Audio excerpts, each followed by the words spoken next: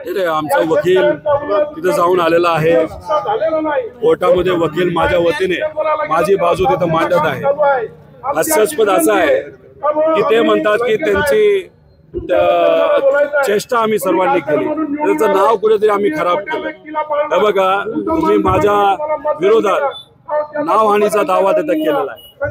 ते कधी दावा केला जातो जेव्हा बिना पुराव्या तुम्ही एका व्यक्तीबद्दल बोललं जातं। आता मी पूर्णपणे पुरावा टाकलाय तुम्ही अधिवेशनामध्ये तिथं काय करत होता।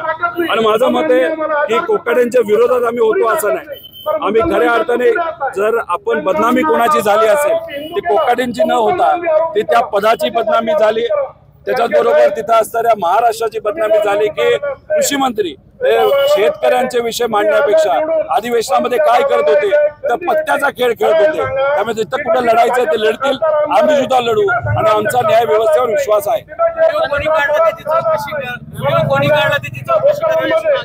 बघा, अप्पर हाऊस मध्ये तुमच्या विचाराचा व्यक्ती आहे, लोअर हाऊस मध्ये तुमच्या विचाराचा व्यक्ती आहे। आम्हाला कुठलं नाव आहे अजून माहित नाही, आमच्याकडे पेन ड्राईव्ह आली होती। जर त्या नावाचं नाव तुम्ही घोषित केलं तर अख्ख्या महाराष्ट्रातले 4 कोटी शेतकरी त्या व्यक्तीचा सत्कार केल्याशिवाय राहणार नाही, एवढंच या ठिकाणी आपलं सर्वांना सांगतो। छावा संघटनेचे प्रदेश अध्यक्ष विजय गाडगे यांना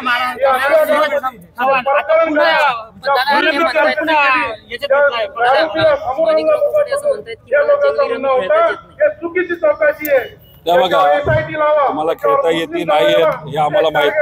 तुम्ही पत्ते खेळत होता, तिथं तुम्ही टाइमपास करत होता, तुम्ही सत्तेत होता, तुम्ही कृषी मंत्री होता, शेतकऱ्यांच्या अनेक अडचणी होत्या।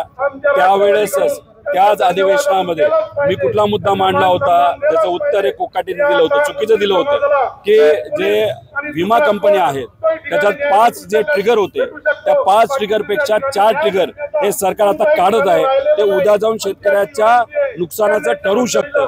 हा मुद्दा मी तिथं मांडत होतो आणि त्याला हे उत्तर देऊ शकले नाही, हास्यास्पद काहीतरी उत्तर तिथं दिलं। आम्हाला सरकारचे पैसे वाचवायचे, आता त्यावेळेस त्यांनी माझ्या प्रश्नाला जर सिरियसली घेतलं असतं आणि ते 4 ट्रिगर जर ठेवले असते तर आज या महाराष्ट्रातल्या शेतकऱ्याला 25,000 कोटी रुपये हे तिथं विमा कंपनीकडे मिळाले असते। त्यामुळे हे नॉन सिरियस मंत्री पत्ते खेळण्यामध्ये बिझी असल्यामुळे शेतकऱ्याचं 25,000 कोटीचं नुकसान झालं। मंदिर समितीपुढे पेच उभा राहिला, कार्तिकेला कुठल्या उपमुख्यमंत्र्याला हे बघा, पालकमंत्री एक असतो पण इथं उपपालकमंत्री का गार्डियन मिनिस्टर अजून काहीतरी दिलेला आहे। आता देवळाला जायचं असेल तर दुसरं कोणाला पाठवायचं असं, म्हणजे ह्याच्यात लोकांच्या बाबतीत चर्चा कुठंच कॅबिनेटमध्ये होत नाही, मंत्रिमंडळात होत नाही। पण काय होते, सत्कार कोणी कोणाचा करायचं, कोण कुठं जायचं, पालकमंत्री कोण बनायचं। आमच्या सरकारला एवढीच विनंती आहे की आज आमचा शेतकरी कष्टकरी मजूर जो अडचणीत आलेला आहे त्याच्याबद्दल तुम्ही काय करणार हे आम्हाला सांगा। तुमच्या समोर जो कुठला पेच निर्माण झाला असेल तो जर राजकीय असेल तुम्ही तिथं 4 भिंतीत बसून काय डोकं फोडायची तिथं फोडा, पण आमच्या या शेतकऱ्याला तुम्ही मदत केलीच पाहिजे।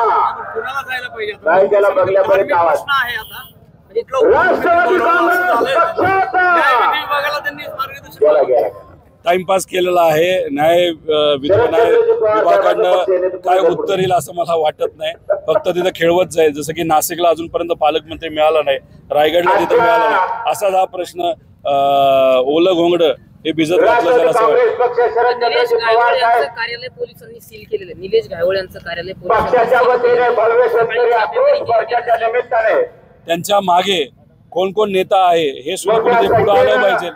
मग एका बाजूला तुम्ही फोन करून जी व्यक्ती गाडीत नाही अशा व्यक्तीला तुम्ही कैद करा, तुम्ही तिथं पोलीस स्टेशनला आला असं तुम्ही सांगता, आणि दुसऱ्या बाजूला हे जे काही गुंड लोक आहेत त्यांना या राजकीय लोकांचं पाठबळ असल्यामुळे सामान्य लोकांना पासपोर्ट मिळत नाही, पण एखाद्या गुंड प्रवृत्तीच्या व्यक्तीला खोट्या नावावर पासपोर्ट मिळतो। म्हणजे केवढा मोठा वर्धास्त राजकीय या गुंड्याच्या मागे असं आपल्याला बघायला मिळतं।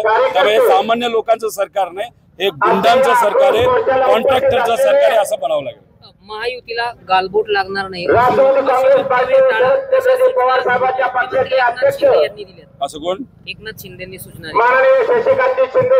आता स्वागत केलं पाहिजे या सूचनेचं। विषय एवढाच आहे की देवेंद्र फडणवीस साहेब काही नेत्यांना म्हणतात खालच्या लेवलला जाऊन बोलू नका, दुसऱ्या दिवशी ते लोक खालच्या लेवलला जाऊन बोलतात. त्यामुळे या नेत्यांचं पण त्यांचे आमदार ऐकत नाहीत असं आपल्याला आता वाटायला लागलेलं आहे. नाही तर फक्त नाटक करण्यासाठी आम्ही ही कारवाई करू ती कारवाई करू असं ते फक्त मीडियासमोर बोलतात, पण दुसरा कुठलाही आदेश त्या नेत्यांना त्या आमदारांना हा तिथं देत नाहीत. हे सगळे नेते कुठेतरी फक्त खेळवत ठेवायचं मीडियानं लोकांना, ही वृत्ती प्रवृत्ती या सरकारमधल्या नेत्यांची. मराठीच महापौर होईल आणि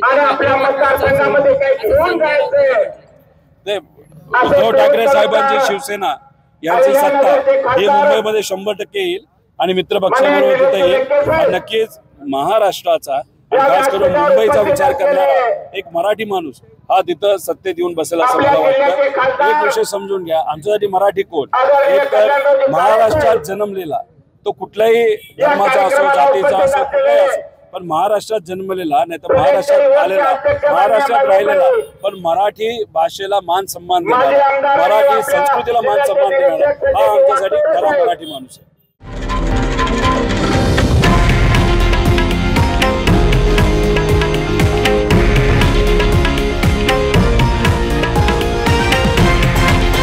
हे आहे देशातील नंबर 1 न्यूज नेटवर्क आणि आपण पाहत आहात TV9 मराठी, एकमेव.